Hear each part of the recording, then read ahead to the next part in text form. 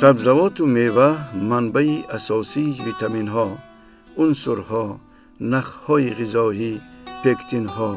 کسلت های ارگانیکی و غیره می باشند. میوه به مقداری کم سفیده و چربوها دارد،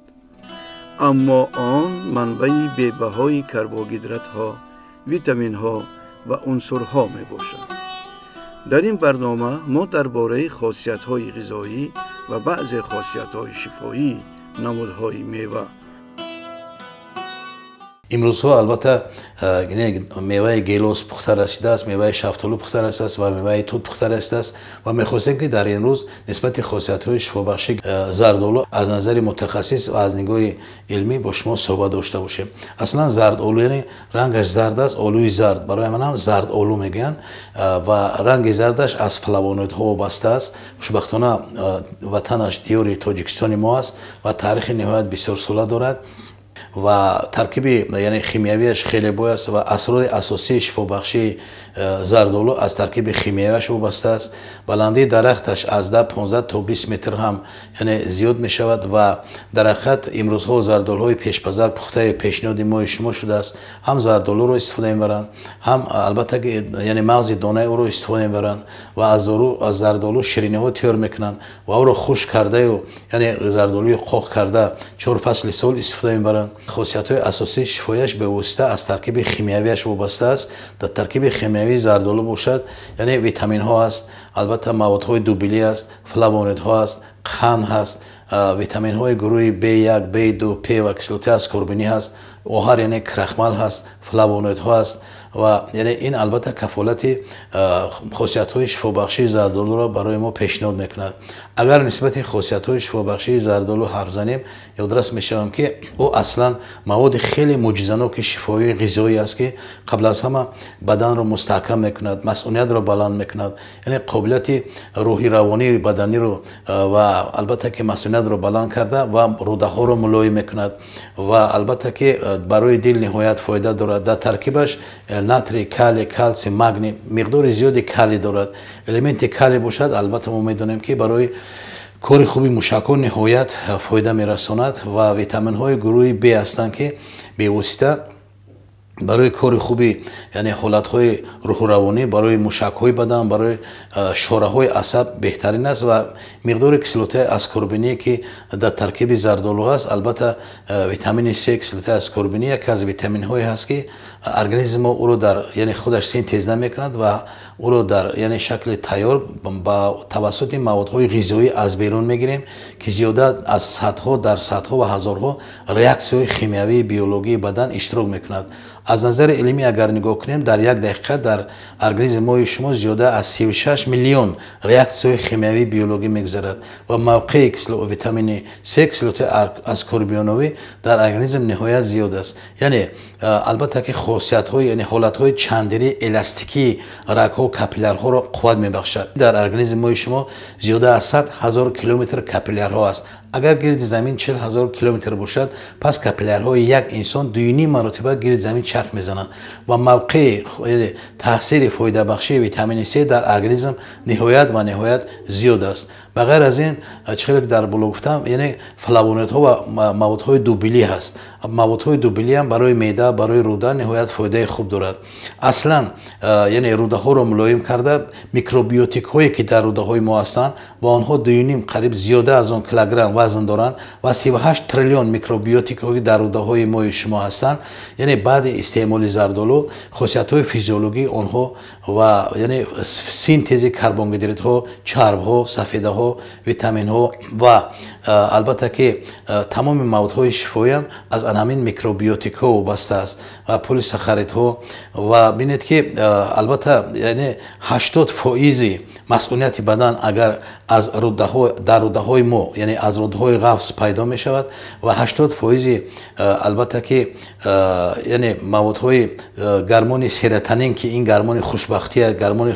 خرسندی‌آور، گرمون ژیزن میگویند که توسط سینتز امینوکسیلات تریپتوفان حاصل می شود محض در روده ها توسط یعنی ترکیب همین موجود یعنی موادهای فعال بیولوژی زردآلو پیدا می شود. یادرس می شوم که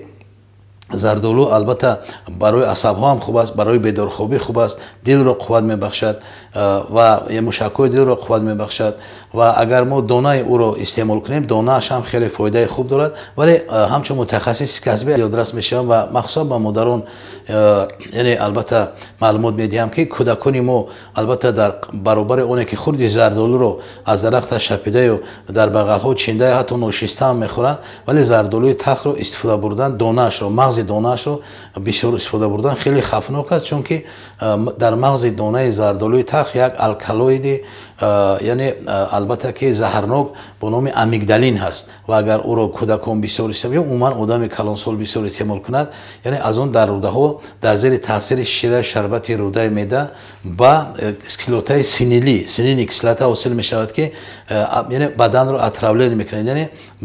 ҳатто ба фалокат ҳам оварда мерасонад. Аз ин лиҳоз ба модарон бо эҳтиромона хоҳиш мекардам ки дар нисбати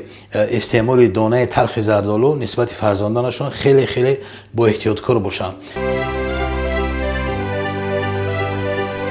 Хеле ки гуфтем, зардолуро аз ӯ ширинӣ тайёр мекунем ва аз ӯ яъне ғулингҳо тайёр мекунем ки яъне ӯро дар технология бо технология махсус хушк карда ғулинг тайёр мекунанд ки яъне 4 фасли сол ва шояд то 5 сол ҳам аз он зиёдтар муҳлат дорад ки яъне онро истифода мебарем. Аз он албатта яъне 4 фасло истифода мебарем ва як чизро бояд ҳамчун мутахассиси касбӣ пешниҳод кунам ки вақте ки мо зардолуро хушк мекунем, қариб 6-7 маротиба хусусиятҳои шифоияш зиёдтар мешавад. Аз ин лиҳоз албатта ки имрӯзҳо истеъмоли зардолу хеле хуб аст барои организм, барои рӯда, барои меъда, барои дил, барои рагҳо, барои асаб, барои хотира хеле хуб аст ва як чизро таъкид мекунам ки баъди истеъмоли зардолу бояд мо ки оби хунук ё умуман об нанӯшем, чунки кори рӯдаи меъда нодуруст шудан хуб ҳал намешавад ва шояд ки ба меъда ҳам таъсири оқибатҳои манфӣ ҳам мерасонад. дар саноати хӯрокворӣ аз зардолу шира, шарбат, нушоба, мураббо, ҷем ва павидло тайёр мекунанд. бинобар дар таркиби зардолу зиёд будани қанд, истеъмоли он ба беморони диабети қанд мумкин нест. ба хотири нафароне ки албатта бо амри тақдир ба касалиҳои қанд гирифтор ҳастанд ёдрас мешавам ки зардолуи ширинро хӯрдан, бисёр хӯрдани онҳоро маслиҳат наметиҳем ва зардолуҳои яъне албатта ки камширин ҳастанд, зардолуҳои туршранг ҳастанд, онҳоро метавонанд ки дар миқдори муайян яъне албатта ки истифода баранд. Аслан зардолуҳо масалан бисёр ҳастанд, қандак ҳастанду ширингак ҳастанду хуб зардолуҳои исфара ҳастанду онҳо хеле зиёд ҳастанд. ба ҳамин хотир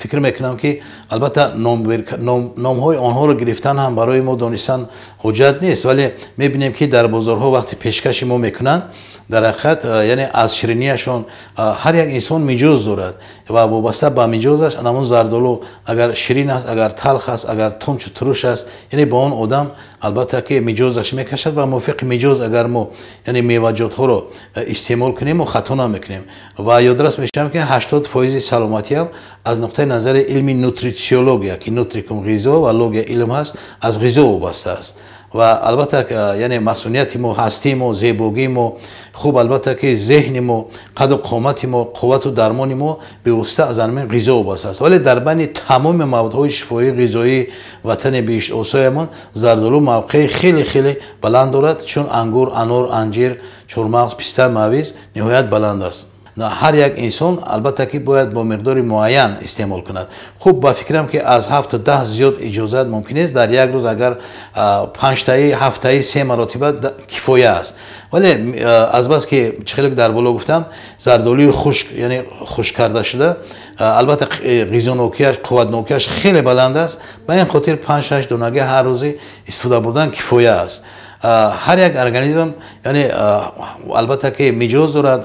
албатта вобаста аз узвҳои ҳозима аст, вале хубияш ҳамин аст ки зардолу ҳазмро хуб мекунад, меъдаро хуб мекунад, кори рӯдаҳое ки тамбал ҳастанд, яъне вақте мо зардолуро истеъмол мекунем, ҳаракати рӯдаҳоро зиёд мекунад, перисталтикаи рӯдаҳоро зиёд мекунад, ҳазмро беҳтар мекунад ва анамун заҳру зукоме ки дар рӯдаҳо ҷамъ мешаванд, заҳрҳоро нест мекунад. фақат چخیلی که در بالا گفتم یعنی استعمال دانه زردآلوی تلخ رو احتیاط کردن در کار است، چون که علامون یعنی یک البته زهر امیگدالینی دارد که اون البته تاثیر منفی دارد، ولی در دیگر حالت ها استعمال زردآلو موافق نرمای مقرره استعمال باید کنید. باز تکرار نکنید از بالایش آب نوشیدن خوب نیست. هر یک میوه یعنی در وقت خودش خوبتر و بهتر است. مثلا زردآلویی که در دیار ما می شود البته در زیر تاثیر نورهای اولترا بنفش تاجیکستان که مثلا از خوب 365 روز 310 روزش در دیار ما آفتابی است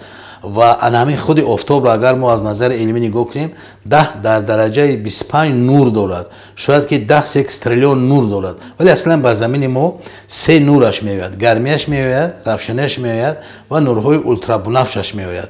تاثیر نورهای اولترا بنفش گرمی آفتاب که مثلا زردآلو از آن غذا میگیرد این از همه خوبتر و بهتر است که یعنی البته تاثیر موادهای خاصیت‌های شفاییش بلندتر و خوبتر میشود. خوب البته چیزی که در بالا گفتم چی انگور است، چی مثلا آلوچه و آلوبالوی و زردآلوی و اینها رو اگر انجیر اگر ما خشک کنیم نباید فراموش کرد که 5 تا 7 مرتبه تاثیرش زیادتر می شود. خب مثلا اگر در زردآلو اگر 12 میلی گرم پرسنت در 100 گرمش اگر قناکیش باشد، وقتی که ما رو خشک میکنیم قریب 18-20% زیادتر قناکیش ساخاروز میگه زیاد می شود. از این لحاظ در حقیقت میوه های خشک کرده شده که با تکنولوژی مخصوص یعنی خشک میکنن فایدهش خوبتر و بهتر است. خب البته میوه های تر و تازه از همه خوبتر است، تنها هر یک کس موافق خواهشش میجوزش و خود ارگانیسم علاقه اخبارات میدهد که بعد این یا اون میوه استعمال کردن چگونه است. از بس که در حقیقت یعنی میوه زردآلو برای سیستم هاضمه خوب است، استعمال او رو ما اگر که خوب خطا نمیکنیم اگر کمی او رو ما پیشه کنیم. باید ما همه میوه رو در شکل پخته خوریم، ولی برای وقتی که من به خانه میروم توسط بازار و دکان ها میبینم بسیارتر زردآلوهای خام رو آورده میفروشند. این تماما درست نیست، چون که خوب او خام است، او کمپانین های داخلی امان هم یعنی به خود آمدن پخته نرسیدن، ولی خوب میشد که همه میوه رو در شکل پخته استفاده بردن خوب است. و وقتی که میبخشید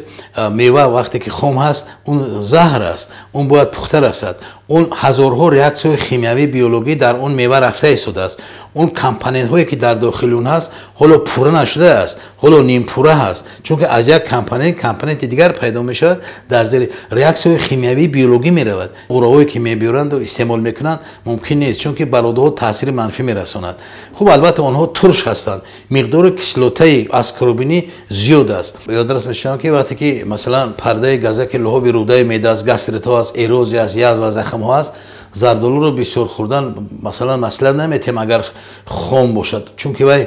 نهایت هضم شدنش مشکل است. برای همین ملایم و پخته رسیده و اندازه معین بهتر است.